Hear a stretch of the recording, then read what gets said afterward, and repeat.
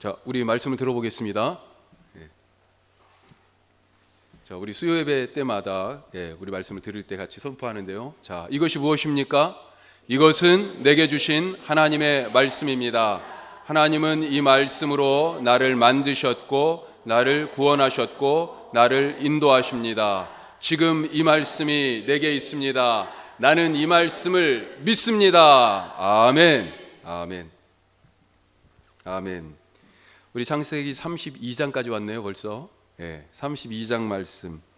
야곱이 형 에서를 다시 만나기 위하여서 준비하는 장면이 오늘 말씀에 나옵니다. 라반의 집을 떠나가지고 이제 고향 땅으로 향해 오는 이 에서. 그런데 형을 만나려니까 걱정이 많이 됐어요. 그래서 여러 준비들을 하다가 결국은 나중에 다 자기의 소유도 자기의 가족들도 다 보내고 혼자 야복나루를 그 강을 건너지 않고 남아서 하나님과 씨름하다가 새로운 이름 이스라엘이라는 이름을 얻게 된 그 장면의 우리가 뒷부분을 지금 읽었습니다. 오늘 이 말씀이 이제 지나서 33장에서는 에서와 야곱이 만나는 장면이 나와요. 자, 오늘 우리가 이 말씀 가지고 같이 함께 은혜를 나누길 바랍니다. 몇 년 만에 만나는 걸까요? 이 형제가 20년. 혹시 우리 성도님들 중에 그런 가정이 있습니까? 제가 전에 이산가족으로 만났다가 이산가족 상봉을 한번 하신 우리 권사님을 한번 뵌 적이 있어요. 신방을 갔는데 이산가족이시다라고 얘기를 하더라고요. 그래서 한 10년 전 정도에 상봉 행사 때 만났었습니다. 그런데 만나고 나서 지금 너무 더 그런다는 거죠. 이제 볼 수가 없으니. 그래도 그때 볼 때는 좋았는데 얼마를 기다렸어요? 50년. 그때 전쟁 때 헤어져 가지고 지금 2000년이 넘어서 그러니까 50 몇 년 만에 만나신 거잖아요. 참. 지금 에서와 야곱이요 생리별을 하고 있었다가 20년 만에 지금 만나는 것입니다. 고향에 가는 거예요. 야곱의 이 마음이 어떨까요? 고향에 가는 이 야곱의 마음. 우리 고향 땅이 다 계시지 않습니까? 우리 강릉에서 오신 분이 제일 많은 것 같은데. 고향. 저도 고향 생각하면 가슴이 뛰고 설레고 그립습니다. 거기에 어릴 적 모든 일들과 그 아무것도 아닌 거 가지고 그냥 그렇게 죽자 사자 매달리고 웃고 심지어 주먹질도 하고 그런 추억이 거기 남아 있고 무엇보다도 그리운 사람들이 있기 때문에 그렇습니다. 기다리고 있을 식구들과 친구들 생각에 지금 야곱의 마음이 벌써 고향 땅에 가 있어야 되는데 그런데 어때요? 그러지 못합니다. 야곱의 심정은요 기대와 설레임이 아닙니다. 불안합니다. 걱정스럽습니다. 막 벌써 마음이 달려가야 되는데 주저주저하는 발걸음이에요. 지금 해결하지 못한 문제가 있기 때문에 그렇죠. 우리가 알다시피 20년 전에 고향 떠나올 때 형과 아버지를 속이고 형이 받을 축복을 가로챘었습니다. 형이 너무 화가 나가지고 그것을 보고 있던 엄마가 그 화가 누그러들지 않으니까 이러다가 큰 사달이 나겠다 그렇게 생각해서 이 동생, 이 일을 저지른 야곱을 자기 오빠 라반의 집으로 며칠간 피신시키기 위하여서 고향 집을 떠나보내는 것, 그것이 벌써 20년이 되어버렸다는 것이에요. 그 시간 20년을 돌아서 지금 다시 원점으로 왔습니다. 20년이 지났지만 열심히 그렇게 지금 살고 인생길을 걸었는데 어디에 있어요? 제자리에 왔어요. 시간은 지났지만 문제는 그대로입니다. 시간이 문제를 해결할 것이다. 시간 지나면 그거 해결이 돼. 우리 그런 말도 하기도 하지 않습니까? 그런데 한편으로 정말 이 말이 맞다 그렇게 생각하세요? 어떤 때는 뭐 맞는 것 같기도 해요. 하지만 대부분의 경우 이 시간이 문제를 해결한다라고 하는 말은 시간의 먼지 속에 문제를 묻어두는 것 아닐까요? 바람이 그냥 확 불어버리니까요, 이 먼지가 확 날아가고요, 문제가 다시 드러납니다. 야곱이 형 에서를 다시 피하면 되지 않았을까? 꼭 굳이 다시 고향 땅에 와야 될 이유가 있을까? 그런 생각도 해보게 됩니다. 굳이 고향에 와가지고 형을 자극할 필요가 있을까? 다른 곳에 터잡고 살면 되지. 어떻게 생각해요? 그럴 수도 있겠죠. 그런데 가만히 생각해 보면요, 지금까지 야곱이 안전했던 것, 에서가 야곱이 어디 있는 줄 지금 몰라서 그런 게 아니에요. 어디 있는지 알아요. 그런데 외삼촌 집에 있었기 때문에, 라반 아래에 있었기 때문에 지금 야곱이 안전했던 것입니다. 그런데 그 라반의 보호를 떠나왔잖아요. 이제 보호막이 걷어진 겁니다. 어디에 가서 털을 잡고 살아도 결국은 어떤 자리에선가 예상치 못하게 에서와 부딪힐 가능성이 또 생겨요. 결국은 만나게 되어 있습니다. 원점으로 다시 돌아와서 야곱은 그래서 다시 문제를 직면할 수밖에 없었다 하는 것입니다. 우리가 가끔 피하고 싶을 때가 있어요. 사람도 피하고 싶고 일도 피하고 싶고 그 상황도 그냥 못마땅해요. 빨리 벗어나고 싶어요. 내가 왜 이런 원하지 않는 상황 가운데 내가 그렇게 좋아하지도 않는 성격의 사람들하고 같이 일을 하고 있고 빨리 이 자리를 피하고 싶고 떠나고 싶어요. 하지만 다른 곳에 간다고 뭐 뾰족한 수가 있습니까? 사람 사는 곳이 사실 다 지내보시니까 거의 다 비슷하지 않습니까? 물론 때로는 피하는 것이 맞을 때가 있기도 합니다. 하지만 이렇게 다시 직면할 수밖에 없는 문제라면 피하지 말아야 되는 것 아닐까요? 자, 그런데 이렇게 20년이 지났는데 이렇게 원점으로 돌아와서 두려움으로 잠 못 이루는 이 불면의 밤을 보내는 야곱에게 하나님이요, 누구를 보내셨어요? 천사를 보냅니다. 우리가 안 읽었지만 1절 말씀 한번 볼게요. 32장.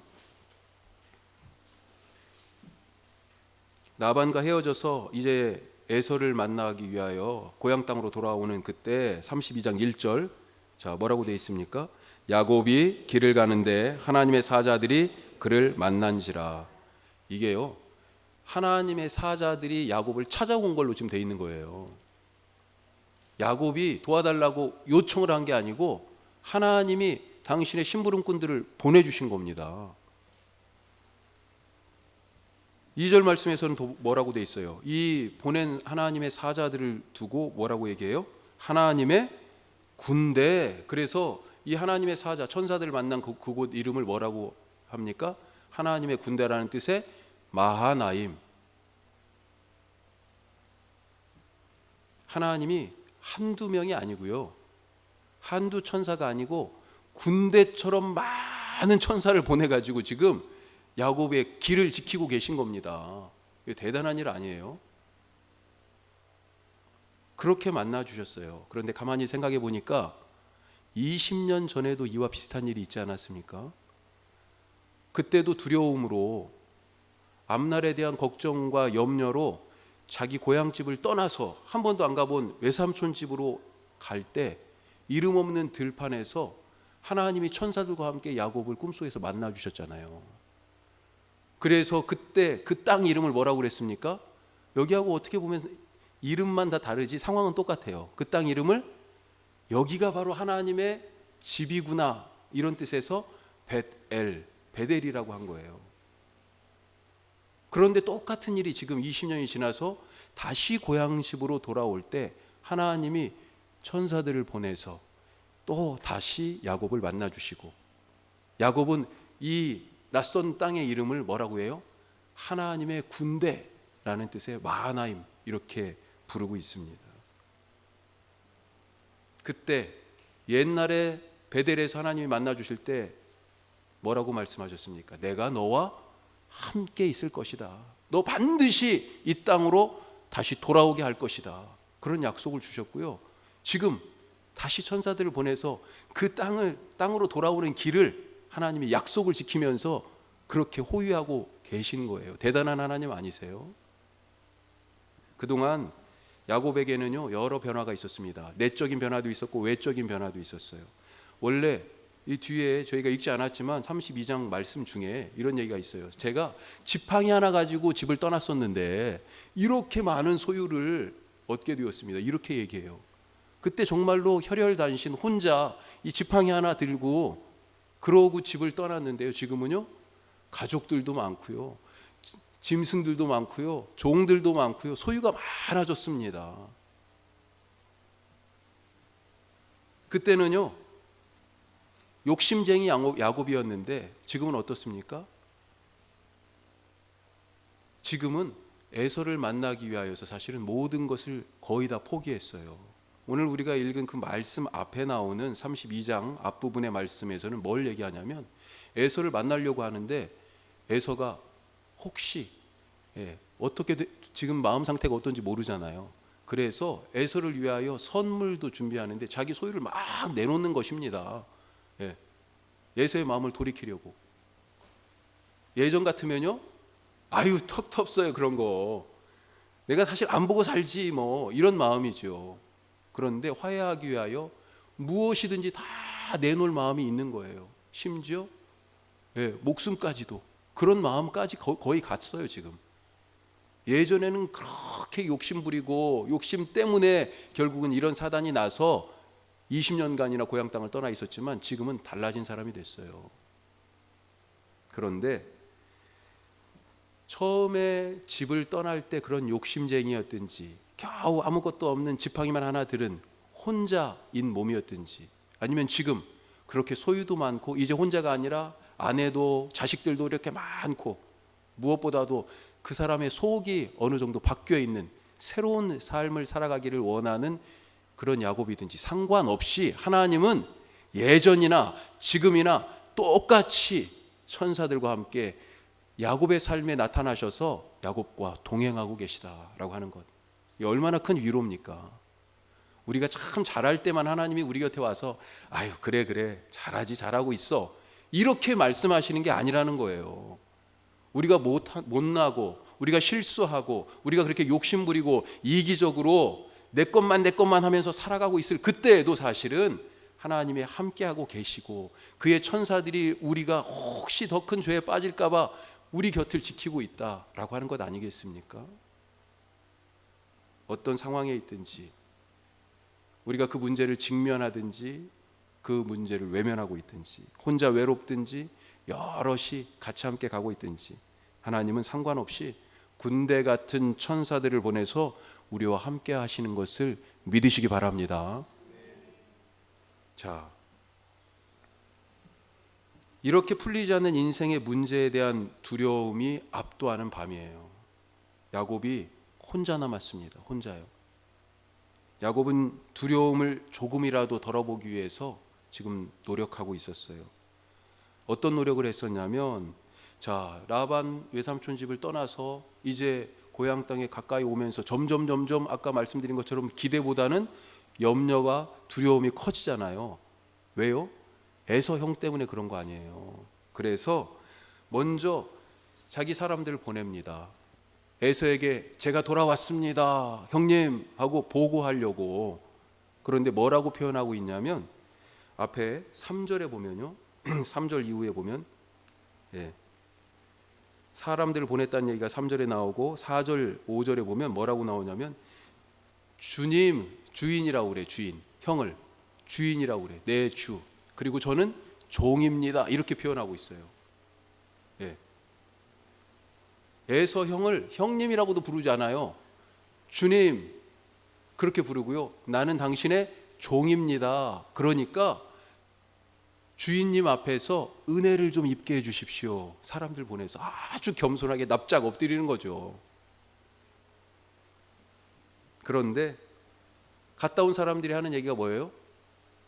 아니, 에서가 다른 얘기는 한마디도 안 하고 400명이나 되는 사람들을 거느리고 지금 온다는 거예요. 야곱은요, 지금 데리고 있는 사람들이 군사적으로 훈련된 사람이 아니었습니다.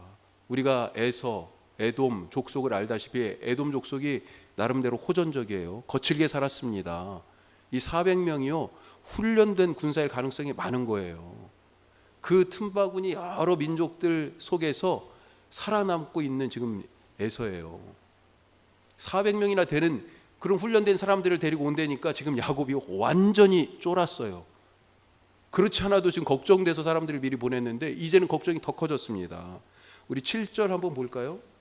그 걱정이 어느 정도인지 7절 앞부분만 읽어보죠. 같이 시작. 야곱이 심히 두렵고 답답하여. 아멘. 지금 그런 마음이 그거예요. 아니 사람 보내서 문제를 좀 어떻게 풀어보려고 보냈더니 대답은 없고 군사를 데리고 온다. 이게 막막한 것이죠. 두렵고 답답하다. 11절에도 보죠. 11절에도 그래서 하나님께 이제 막 기도합니다. 8절부터 9절부터 쭉 기도를 하는데 그 기도의 내용 중에 자기의 속마음을 드러내고 있어요.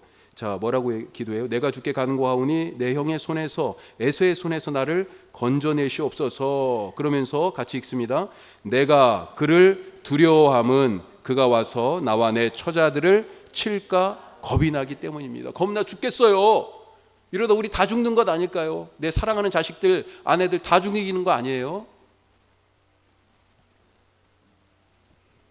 이런 두려움 속에서 야곱이 나름대로 대처를 합니다. 자, 8절 말씀에 보면 뭐가 나오냐면 형 에서가 그렇게 군사들 데리고 온다니까 우선은 자기의 떼를 두 떼로 나눠요. 사람도 물건도 전부 다 두 떼로 나눠요. 그래서 한쪽이 먼저 공격을 받으면 한쪽은 도망갈 수 있게 시간을 벌려고 그렇게 하는 분산의 계획을 세웁니다. 그리고 나서 9절부터는요 12절까지 하나님께 기도해요. 하나님 좀 제발 살려주세요. 아까 11절 읽은 말씀 뒷부분 읽은 것처럼 겁나 죽겠습니다. 우리 이러다 다 죽을 것 같습니다. 살려달라고 기도를 하죠. 그리고 거기서 멈추지 않고 13절에서 21절까지 보면 무슨 얘기가 나오냐면요. 형 에서에게 보낼 선물을 준비합니다. 그래서 자, 양 100마리 예를 들면 소 10마리 이렇게 따로따로 보내는 거예요.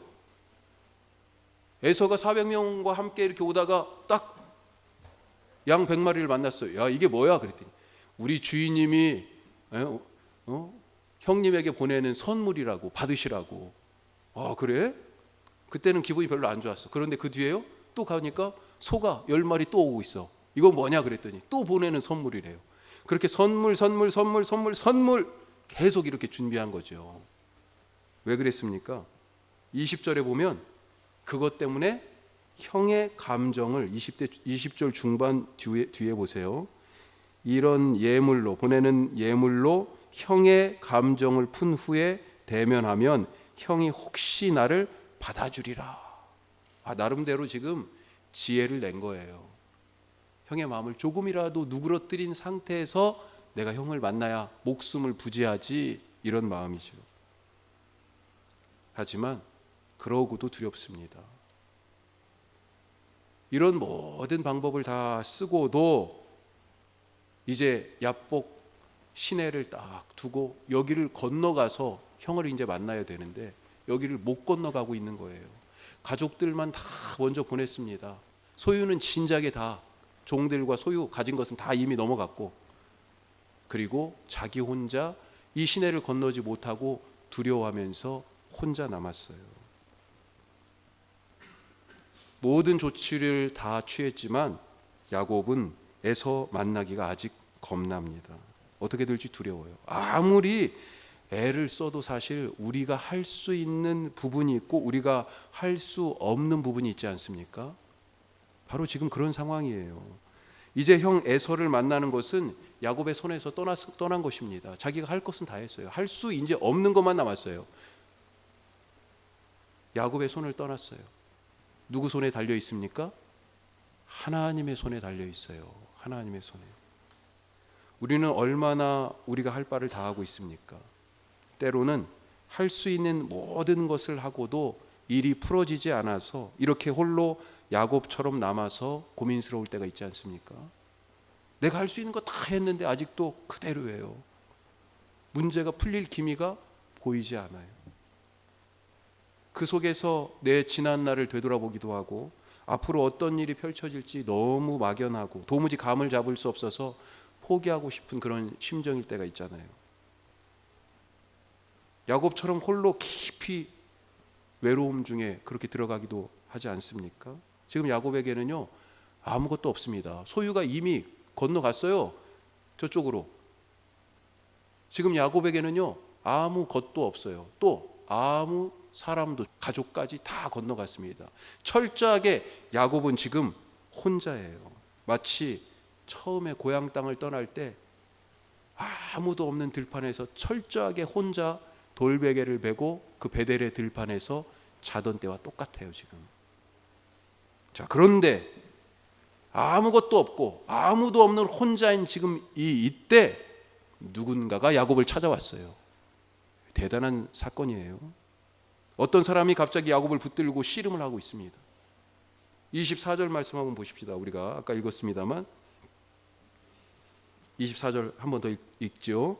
야곱은 홀로 남았더니 어떤 사람이 날이 새도록 야곱과 씨름하다가, 이 말씀을 잘 읽어야 되는데요. 왜 그러냐면 야곱이 하나님을 딱 붙들고 지금 씨름한 게 아니에요.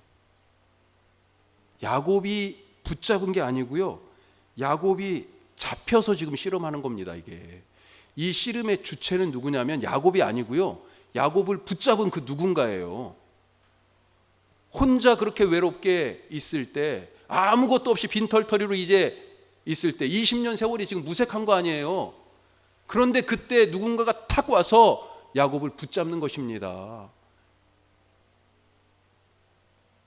처음에는 이 사람이 누군지 몰랐는데 나중에 누구로 판명이 나요? 하나님으로 판명이 나잖아요. 야곱은 그 밤에 홀로 있을 때 다시 하나님을 만났습니다. 하나님은 이렇게 우리의 친구 되시고 우리의 아버지 되셔서 우리 곁에 오시는 분이에요.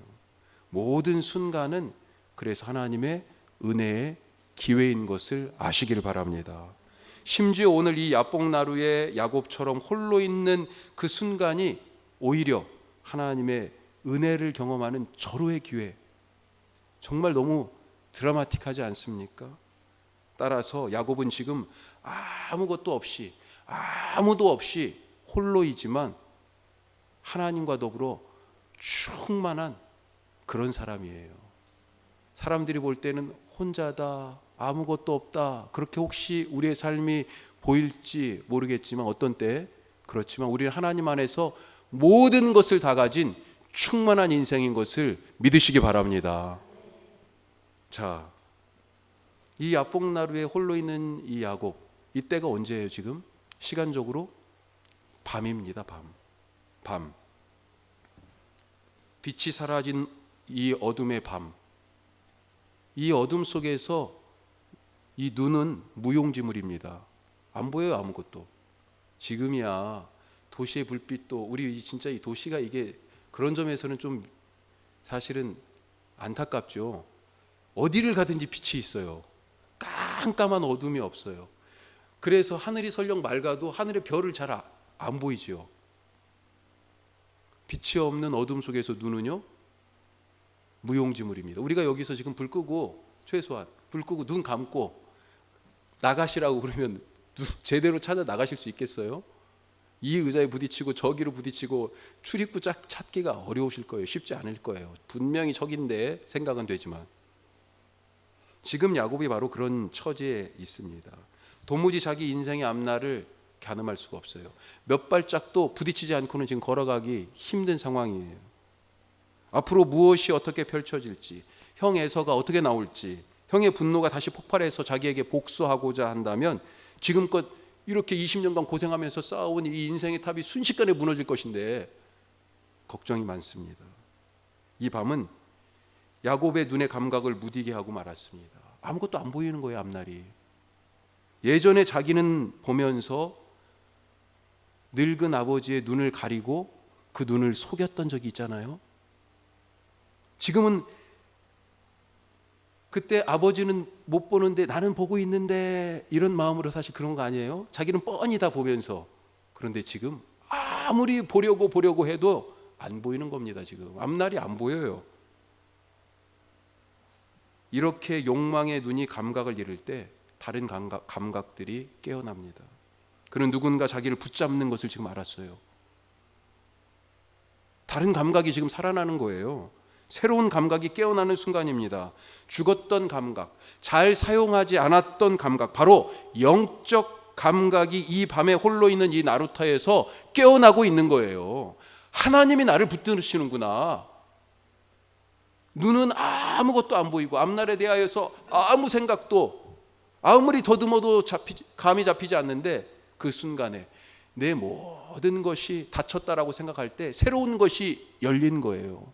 하나님이 나를 붙들고 계시는 그 영적 감각이 깨어났습니다. 인생에 있어서 가장 두렵고 떨리고 외로운 이 시점에서 야곱의 영적 감각이 깨어나요.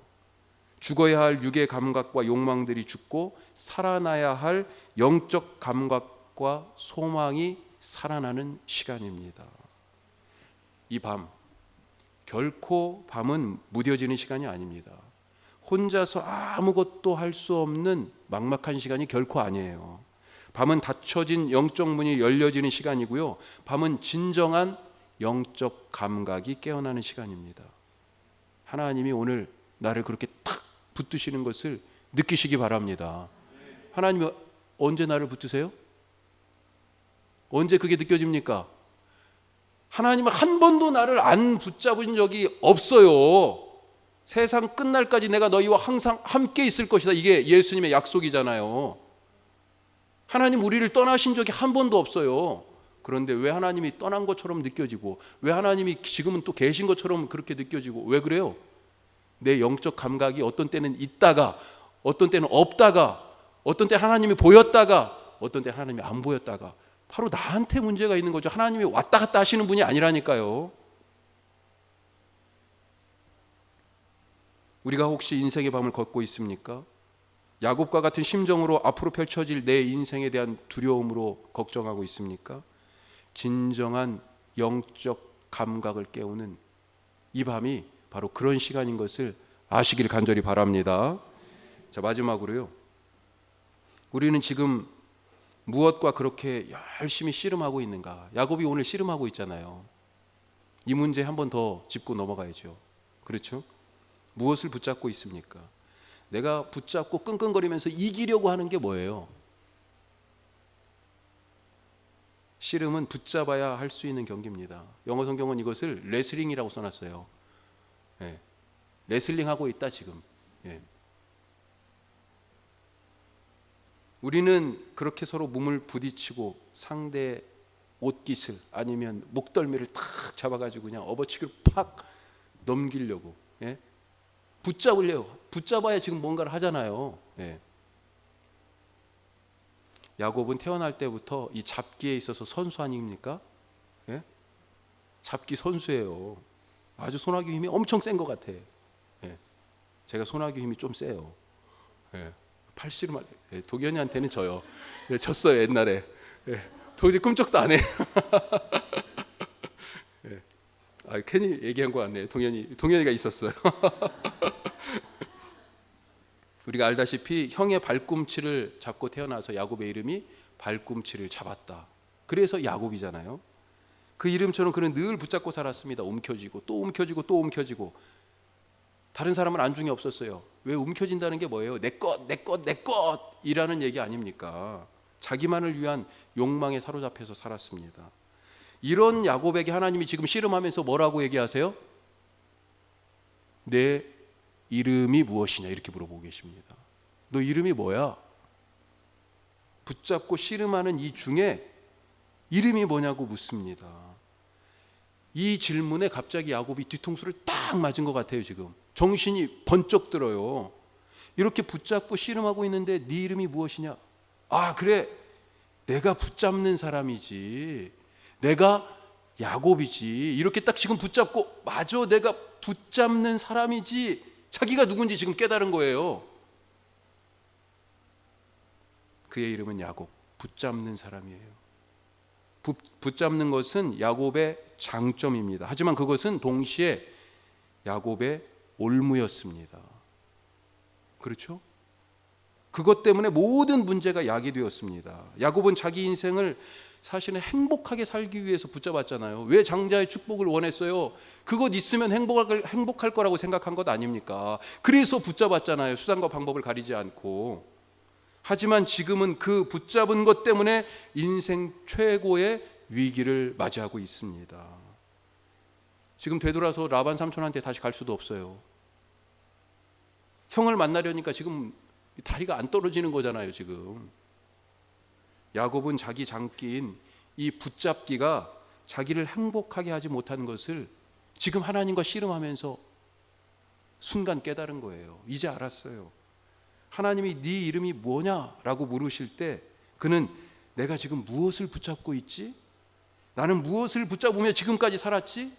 내가 제일 자랑스럽게 여기는 내 인생의 주특기인 이 붙잡기가 올무가 되어서 내가 거기에 갇혀 있구나 라고 하는 것을 깨닫게 된 것입니다. 그리고 거기서 야곱은 제대로 붙잡는 법을 배웠습니다. 붙잡는 것을 포기한 게 아니에요. 하나님은 뭘 가르쳐 주셨냐면 붙잡지 말아라고 얘기하신 게 아니고요, 진짜 붙잡는 법을 가르쳐 주신 거예요. 이제 야곱이라는 이름, 진짜 그 이름의 뜻대로 붙잡고 살아가는 사람이 되도록 그렇게 막 바꾸신 것입니다. 자기 장기인 이 붙잡기를 이제 어떻게 써야 할지 알게 됐어요. 그래서 그는 놓지 않습니다. 이제 오늘 말씀에서 안 놓잖아요. 예? 하나님을 붙들고 안 놓는 거예요. 이제 무엇을 안 놓아야 하는지, 무엇을 진짜 붙잡아야 하는지 알게 됐어요. 하나님이 바로 이런 분이십니다. 하나님이 우리를 그렇게 완성하시는 분이에요. 지금 야곱이 성격이 바뀐 겁니까 이게? 야곱이 그 장점을 포기한 거예요? 아닙니다, 절대. 하나님이 우리 각자의 성격 중에 우리가 애니어그램으로만 얘기해도요, 성격이 몇 개예요? 최소한 9개잖아요. 어떤 성격이 최고로 좋은 성격입니까? 예? 어떤 성격이 좋은 성격이에요? 나는 1번인데 1번 하고 있으면 숨 막히고 답답해. 예? 그런데 1번에 또 장점이 많잖아요. 나는 5번인데 5번 하고 있으면, 7번 하고 있으면 그 장점과 단점들이 다 있지 않습니까? 뭐가 지금 제일 좋은 거예요? 하나님이 야곱에 있는 그대로를 하나님의 뜻대로 바꾸어 사용하신 것처럼요, 하나님이 우리를 그렇게 바꾸어 사용하실 것을 믿으시기 바랍니다. 성격이 급한 사람도 필요하고요, 성격이 느긋한 사람도 필요하죠. 안 그렇습니까? 예. 돌다리도 두드려보고 건너는 사람도 필요하지만요, 이것저것 계산 않고 무조건 막 돌진하는 사람도 필요하지 않습니까? 중요한 것은요, 그가 하나님 안에 있느냐 없느냐 이거예요. 똑같이 붙잡는 것을 의지하면서 그것을 삶의 특기로 삼고 살았던 한 사람 야곱이요, 하나님 안에 머무르니까 그 붙잡는 그 특기 때문에 뭐가 됐어요? 그의 삶이 완전히 바뀌고 그의 이름이 이스라엘이 됐고 그는 새로운 존재가 되었습니다. 그리고 그의 후손들을 통하여서 뭐예요? 하나님의 백성 이스라엘로 그의 후손들이 일컬어지는 그런 엄청난 복을 받게 되지 않았습니까? 대단한 변화예요. 하나님 안에 있으면 자기가 가지고 있는 것들이 약점이 아니라 강점이 됩니다. 죽이는 올무가 아니라 살리는 도구가 되는 것을 믿으시기 바랍니다. 하나님은 순식간에 야곱의 붙잡기를 죄가 아니라 의로 바꿔버렸습니다. 붙잡기의 명수인 야곱이 이제는 이스라엘이에요. 홀로 밤에 이 두려움으로 엉뚱한 것을 붙잡고 살아가던 야곱에게 이스라엘이라는 새 이름 지어주시고 새 사람 되게 하시는 그 복을 주셨습니다. 우리도 오늘 저녁에 그 복 받기를 원하시죠? 이미 주셨어요. 예. 우리가 가진 그 삶의 모습 그대로를 하나님 안에 하나님께 드리시기 바랍니다. 야곱을 그렇게 바꿔서 이스라엘 되게 하신 것처럼 하나님께서 우리를 그렇게 온전하게 하시고 완전한 존재로 바꿔주실 것을 믿습니다. 기도드리겠습니다.